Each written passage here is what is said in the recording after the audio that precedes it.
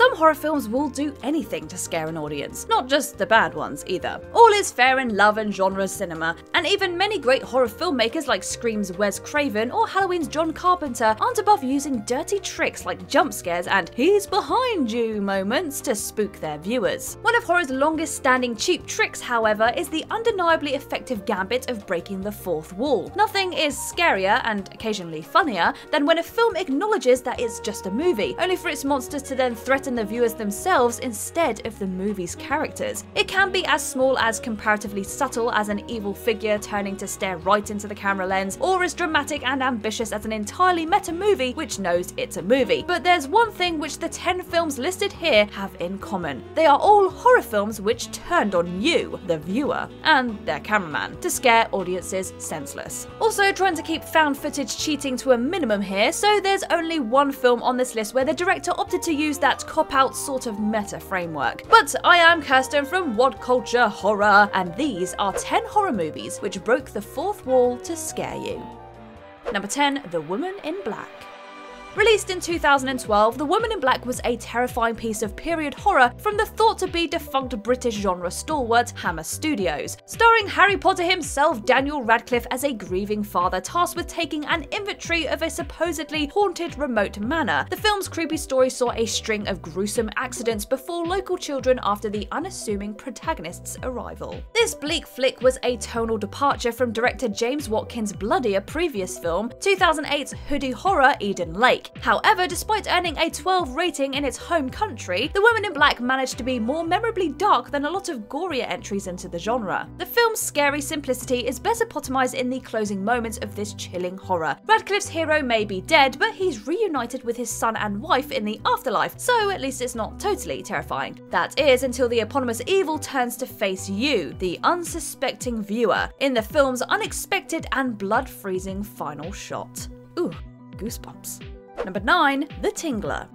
1963's The Tingler is not, by any means, the best film on this list, but the horror from exploitation legend William Castle is easily the most infamous one listed here, and for good reason. Following a scientist who unearths a parasite living in humans that feed off of their fear, the film's ostensible plot was simple enough. The director, however, had an ambitious vision for pulling off the movie's horror, which fell in line with Castle's earlier gimmick-based horror movie conceits. In the case of The Tingler, larger cinemas had their seats outfitted with vibrating buzzers. Yes, really. Thus, when the eponymous monster was unleashed on the audience late in the film's third act, the audience would be shocked, literally, to find something writhing in the aisles. The ludicrous gimmick was a success, and like most of Castle's films, The Tingler was relatively well received for a low-budget campy horror. Unfortunately, watching the film from the comfort of your phone screen leads to a pretty disappointing experience, as the movie really is lacking when shorn of its gimmick. Number 8. The Last Horror Movie. Released by legendary exploitation film distributors Troma in 2003, The Last Horror Movie is a tonally muddled British found footage horror. Not as artful as the earlier Henry Portrait of a Serial Killer, this grimy film purports to be a genuine snuff movie wherein the protagonist is a serial killer recording his own murders. Throughout the film's gory runtime, he frequently questions the audience's motivations to continue watching. The film attempts to touch on a lot of the questions about screen violence raised by earlier films such as Michael Haneke's Funny Games and Man Bites Dog, but the low-rent look and unintentionally goofy effects make this one a little less effective. However, the film does feature a deeply creepy closing twist, as the smug murderer informs the viewer that they're watching the only copy of this film. The last lines heavily imply that the killer is preparing to hunt down you, the viewer. Although this nasty shock does admittedly work better if the film is rented rather than streamed or watching for free on YouTube. Number 7. In the Mouth of Madness. One of the more mind-bending horror films on this list, In the Mouth of Madness was the final film in legendary horror director John Carpenter's Apocalypse trilogy after the dark sci-fi horror The Thing and the campier vampire film Prince of Darkness. The story of this twisty horror owes a debt to Cthulhu creator H.P. Lovecraft, as it follows an insurance agent's attempts to track down his missing client, enigmatic horror author Sutter Kane. A thinly veiled Stephen King parody, Kane is eventually revealed to be a godlike figure who created the town his supposed insurance agent is trapped in. That's when the viewer discovers that said insurance agent is actually one of Kane's fictional creations. Not only that, but the world as he knows it is about to come to an end with the release of Kane's movie adaptation adaptation. This surreal film ends with its shattered hero laughing to himself as he watches the film adaptation awaiting the end of the world. As for the title of this cursed film he's watching and simultaneously starring in, come on, it's In the Mouth of Madness. Of course it is. Number 6. Unfriended.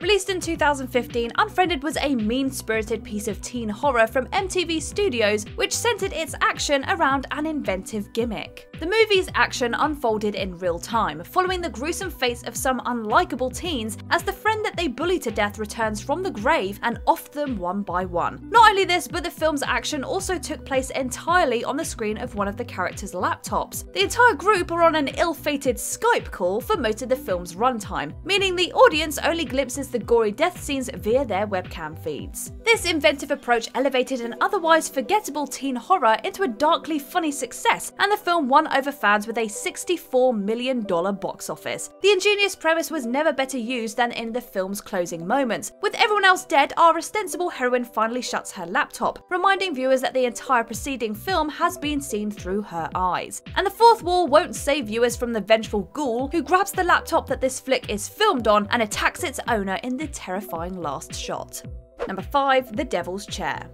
Disliked by critics upon its 2007 release, The Devil's Chair is a disarmingly simple, low-budget British horror. The thinly sketched story follows a man who is committed to an asylum after the eponymous torture device kills his hookup. Ugh, hate it when that happens. Of course, this being a horror, some genius psychiatrist decides that after 5 years in the asylum, our hero simply needs to face his fears and return to the scene of the crime. What follows is a lot of creepy scenes wherein the doctor, his assistant, and our hero narrowly avoid sitting in said chair. Finally, after an admittedly tense but overlong series of near misses, someone takes a seat and all hell breaks loose. That's when this blackly comic effort features some hilariously unexpected and surprisingly creepy fourth wall breaking. Later in the game, our narrator admits that it all got a bit silly here, before berating horror fans with an audaciously scolding, "Look at this poorly written, badly acted shit. Is there any truth in this B-movie banality? Just like Gladiator." Except here, the hero is complaining about fictional films rather than real life and death combat. Close though. Number 4. Funny games. The most infamous and ambitious entry on this list, Michael Haneke's Funny Games was the last in a long string of cinematic provocations from the austere auteur. Beloved by high art connoisseurs, his earlier effort Benny's Video came close to blaming violent movies for real-life murder and crime. In comparison, this 1997 home invasion horror gave up any pretense of subtlety. The infamous fourth wall demolishing exercise in meta horror sees a pair of well-spoken blokes break into a family's vacation home and proceed to torture and kill them. The gimmick, because even high art auteurs need one, is that these killers talk straight to the viewer during the film. Kind of like a pretentious Austrian Wayne's World. What begins as some smirking aside soon turns to a disturbingly Looney Tunes cartoon as the pair resort to rewinding the film's action at one point. It's around this stage that viewers can choose between laughing at the audacity or solemnly nodding along to the film's sledgehammer subtle point of, "Those films will rot your brain, kiddo." Number 3. Blue Velvet. As far from Michael Haneke's Funny Games as cinema gets, infamous screen weirdo David Lynch's Blue Velvet was the Twin Peaks creator's first deep dive into subverted images of picket fence Americana. A suburban mystery, the film stars future Dale Cooper Carl MacLachlan as a well-meaning teen who becomes embroiled in all sorts of dark criminal underworld scheming when he spies on his stunning neighbour. The film's creepy, hypnotic mystery features memorable on-screen psycho Dennis Hopper as its chilling villain. One deeply unsettling sequence sees him assault a distraught Isabella Rossellini as MacLachlan watches, helpless to intervene. It's shortly afterwards that Lynch pulls off an audacious and deeply chilling fourth wall break. Remember that potent moment when Dennis Hopper's twisted villain stares into the screen to tell the voyeuristic viewer, "You're just like me." Sure, he's technically talking to MacLachlan's character, but there's no shaking the discomforting intensity of the scene, which manages to address the viewer directly without losing any narrative effectiveness. Number 2. Wes Craven's New Nightmare. Some horror films are happy with just a mere moment or two of fourth wall breaking, but 1994's New Nightmare had bigger and stranger ideas in mind. This 90s meta horror sees the demonic dream-invading villain of Wes Craven's A Nightmare on Elm Street series horrified to see his once ferocious on-screen image ruined by a string of stale, unscary installments. What's a slasher to do? Well, in the case of Freddy Krueger, the answer was attacking his creator, the actor who plays him, and the stars of his earlier on-screen efforts in this strange, self-referential film. Robert Englund plays both himself and Krueger, whilst actors John Saxon and Heather Langenkamp play fictionalized versions of their real-life selves plagued by their on-screen nemesis. Trippy, funny, and damn scary, this surreal hit provided a blueprint for the later Scream series. However, none of the Craven's later films broke the fourth wall as explicitly as the sight of Freddy Krueger attacking his own creator. Number 1. Psycho. A huge influence on the slasher subgenre, Alfred Hitchcock's legendary Psycho is a tense and terrifying story of one disturbed motel manager's murderous attempts to live up to the expectations of his beloved mother. Of course, spoilers, the film's shocking twist that Norman's mum is long dead and he's been impersonating her for his murders is still effective decades after its release. But it's the moment after this revelation that set the gold standard for horror's fourth wall breaking moments. After an interminable lecture from Norman's psychiatric evaluator, one of few flaws in the film, this classic ends on one of the greatest fourth wall breaks in film history. His narration slipping into Mother's creepy voice, Norman looks up and faces the viewer directly in the closing shot. As a skull is superimposed over his unsettling smile, he convinces himself that he's harmless, despite the moment's dreadful power convincing a terrified audience otherwise. Wouldn't hurt a fly indeed. And there you are, the 10 horror movies which broke the fourth wall just to scare you. But let us know your favourites down below. If you liked this video, make sure you give it a thumbs up, and if you haven't already, click that subscribe button as well as the little notification bell to be notified of any new videos coming your way. But for now, I have been Kirsten Ria from WhatCulture Horror. Ooh, too much? But I will see you in the next video.